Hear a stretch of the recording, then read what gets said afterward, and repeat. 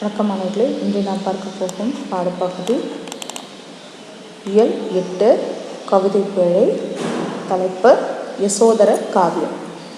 யசோதர காவியம் என்பது ஐஞ்சிறு காப்பியங்களுள் ஒன்று. இப்போ நீங்கள் ஏற்கனவே 50 காப்பியங்கள் கேள்விப்பட்டிருக்கீங்க இல்லையா? சிலப்பதிகாரம், சீவக சிந்தாமணி, வளையாபதி, குண்டலகேசி அப்படின்னு சொல்லிட்டு 5 பெரும் காப்பியங்கள் நீங்கள் கேள்விப்பட்டிருப்பீங்க. இது ஐஞ்சிறு காப்பியங்கள். ஐஞ்சிறு காப்பியங்கள் அப்படின்னு சொல்லும்போது உதயனகுமார காவியம், நாககுமார காவியம், யசோதர காவியம், சூளாமணி, நீலகேசி என்று சொல்லப்படுகின்ற ஐஞ்சிறு காப்பியங்கள். இந்த ஐஞ்சிறு காப்பியங்களில் யசோதர காவியம் என்பதும் ஒன்று. நூல் வேலை பார்க்கலாமா? ஐஞ்சிறு காப்பியங்களில் ஒன்று யசோதர காவியம். இந்நூல் வடமொழியிலிருந்து தமிழில் தழுவி எழுதப்பெற்றதாகும் அப்படின்ற கருத்து இருக்குது. இந்நூல் வடமொழியை தழுவி எழுதப்பட்ட ஒரு நூல் அப்படின்னு சொல்கிறாங்க. இந்நூலின் ஆசிரியர் பெயரை அறிய முடியவில்லை. ஆசிரியர் பெயரை அறிய முடியவில்லை. ஆனால் எதை சொல்கிறாங்க அப்படின்னா, இது ஒரு சமண காப்பியம் அப்படின்னு சொல்கிறாங்க. ஏன்னா சமண முனிவர் ஒருவரால் இயற்றப்பட்டது. இப்போ யசோதர காவியம் என்று சொல்லப்படுவது யசோதரன் என்னும் அவந்தி நாட்டு மன்னனின் வரலாற்றை கூறுவதுதான் இந்த யசோதர காவியம். இந்நூல் 5 சருக்கங்களை கொண்டது.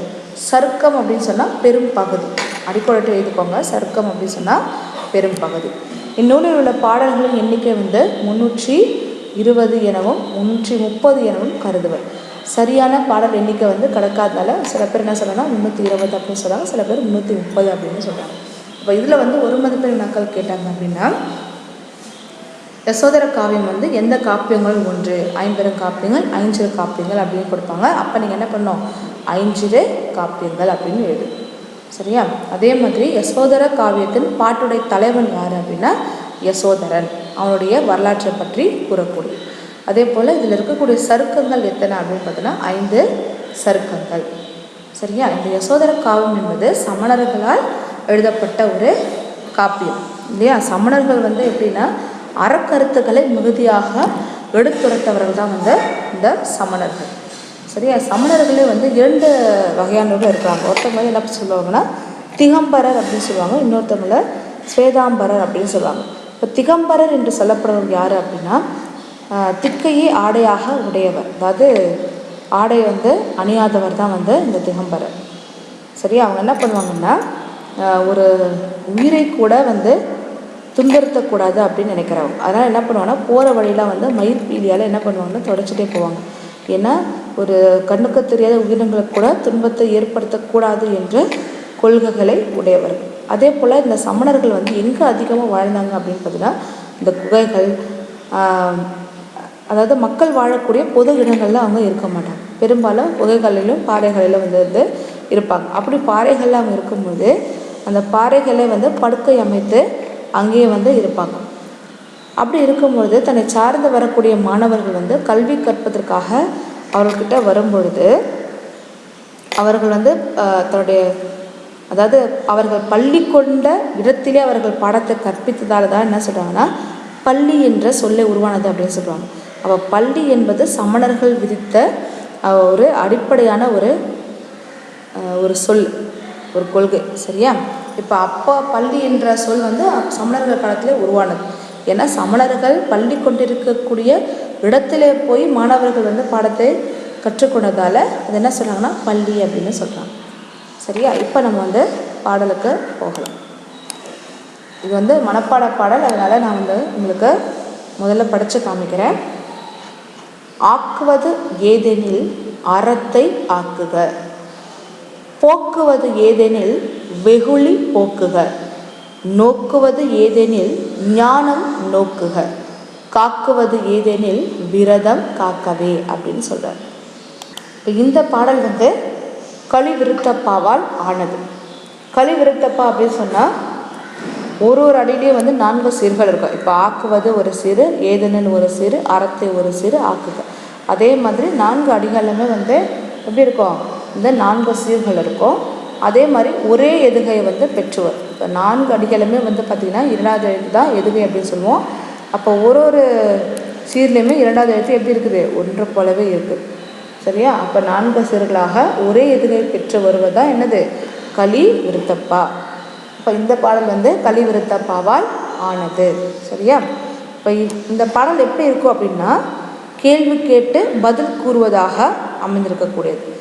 ஆக்குவது ஏது, ஆக்குவது ஏதெனில் அப்படின்னா இது கேள்வி. அப்போ எதை ஆக்க வேண்டும்?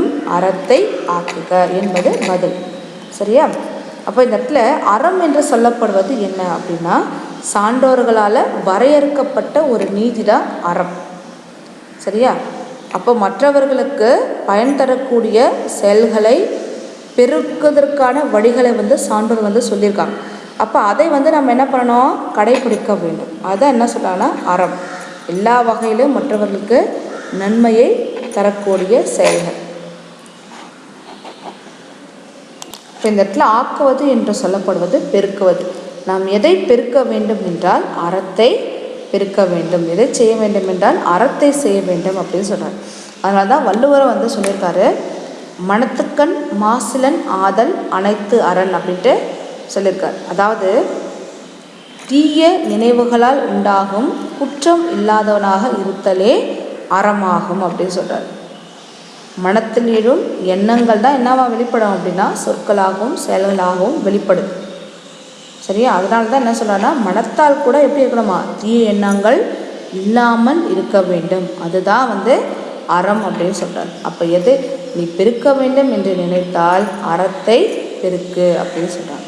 இப்போ நாம் செய்ய தகுந்தது எது அப்படின்னு சொன்னாலும் அது அறமாக கருதப்படுகிறது. சரியா?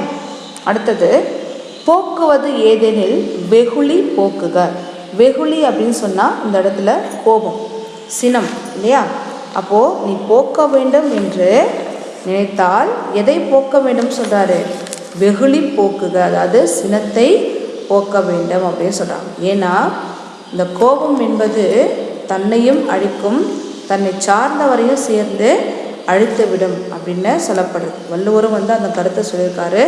சினமென்னும் சேர்ந்தாரை கொல்லி இனமென்னும் ஏமப்புனையை சுடும் அப்படின்னு சொல்லியிருக்காரு.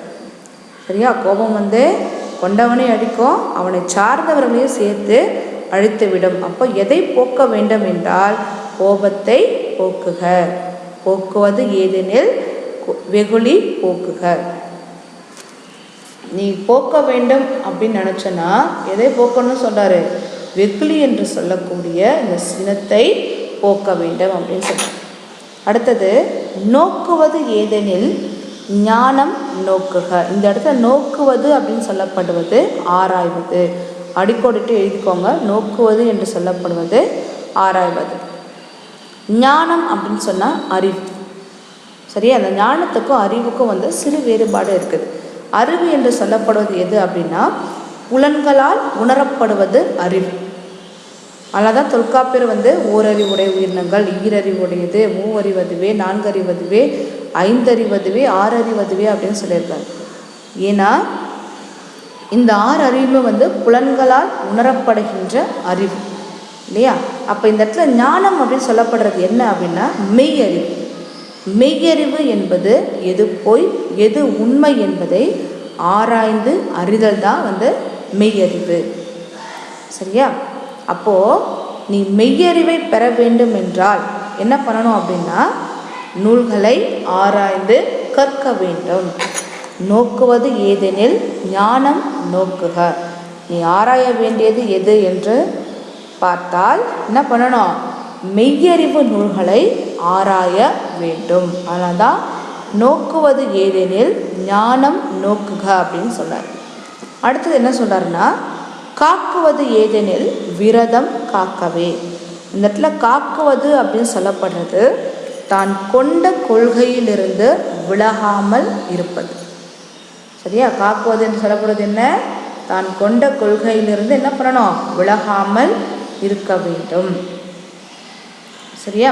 அப்போ நாம் இடைவிடாது போற்றி காக்க வேண்டும் என்றால் என்ன பண்ணணும்? தாம் கொண்ட நல்ல நெறியினை காக்க வேண்டும் அப்படின்னு சொல்கிறார்.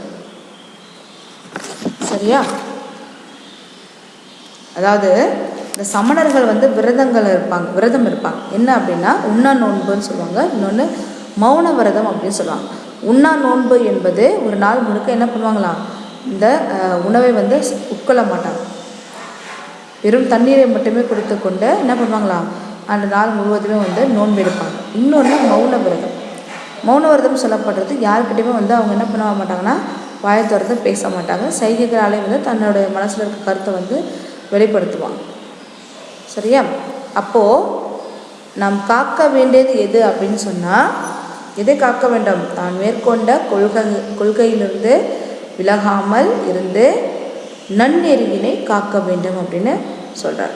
சரியா? இந்த இடத்துல விரதம் அப்படின்னு சொல்லப்படுறது தான் மேற்கொண்ட நன்னெறி. சரியா? வெகுளி என்று சொல்லப்படுவது சினம், ஞானம் என்று சொல்லப்படுவது அறிவு என்று சொல்லக்கூடிய மெய் அறிவு. சரியா? இப்போ நான் மறுபடியும் ஒரு தடவை படிக்கிறேன் பாருங்கள். ஏன்னா இது பாடம் இல்லையா? ஆக்குவது ஏதெனில் அறத்தை ஆக்குக, போக்குவது ஏதெனில் வெகுளி போக்குக, நோக்குவது ஏதெனில் ஞானம் நோக்குக, காக்குவது ஏதெனில் விரதம் காக்கவே. இந்த பாடலுக்கான பொருளையும் வந்து நீங்கள் மீண்டும் ஒரு முறை படித்து பாருங்கள்.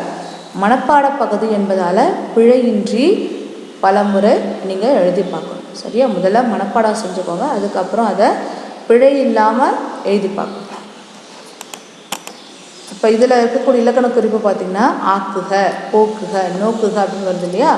இப்போ கா அப்படின்னு வந்தாலே அது வியங்கோல் வினைமுற்று.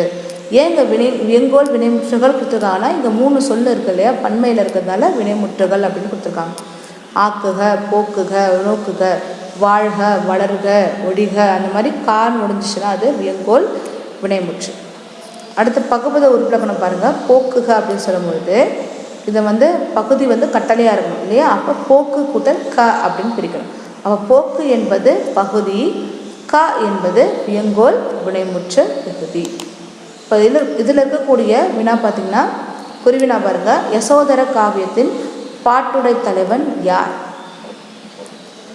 யார் ஒரு பாட்டுடை தலைவன்? நான் உங்களுக்கு ஏற்கனவே சொன்னேன் இல்லையா? யசோதர காவியத்தின் பாட்டுடை தலைவன் வந்து அவந்தி நாட்டு மன்னன் யசோதரன் ஆவான். இதுதான் இதற்கான விடை. ஒரே ஒரு வார்த்தை தான், அவந்தி நாட்டு மன்னன் யசோதரன். அடுத்த சிறுவினா பாருங்க. யசோதர காவியம் வெளிப்படுத்தும் வாழ்க்கை நெறிகளை திருக்குறளுடன் ஒப்பிட்டு எழுதுக. இப்போ இதிலே நான் உங்களுக்கு 2 குறள்பாக்கள் சொன்னேன் இல்லையா? அதையும் வந்து ஒப்பிட்டு இந்த பாடத்துடைய பொருளையும் ஒப்பிட்டு நீங்கள் என்ன பண்ணணும்? எழுதணும். பத்தியாக நீங்கள் எழுதணும். அதே மாதிரி பிற மொழி இலக்கியங்களை தழுவி எழுதப்பட்ட தமிழ் இலக்கியங்கள், கம்பராமாயணம் சொல்லலாம் இல்லையா? கம்பராமாயணம் சொல்லலாம், வில்லி பாரதம் சொல்லலாம், சீரா புராணம், யசோதர காவியம், நீலகேசி, இது எல்லாமே வந்து பிற மொழிகளை தழுவி எழுதப்பட்ட தமிழ் இலக்கியங்கள். சரியா? இப்போ இதற்கான வினாவிடைகளை வந்து நீங்கள் ரொம்ப எளிமையான வினாவிடைகள் தான். அதனால் நீங்கள் என்ன பண்ணணும்? இந்த காணொலியை பார்க்கும்பொழுதே அந்த பாடலை மனப்பாடமும் செஞ்சுருக்கணும். அதே மாதிரி அந்த பாடலுக்கான வினாவிடைகளை நீங்கள் அன்றைக்கே படிச்சிருக்கணும். அடுத்த காணொலியில் பார்க்கலாம். நன்றி.